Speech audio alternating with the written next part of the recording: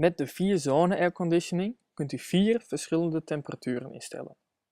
Hiertoe zit achter in de auto een apart bedieningspaneel waar de temperatuur links en rechts apart ingesteld kan worden. Het bedieningspaneel achter in de auto kan eventueel uitgeschakeld worden.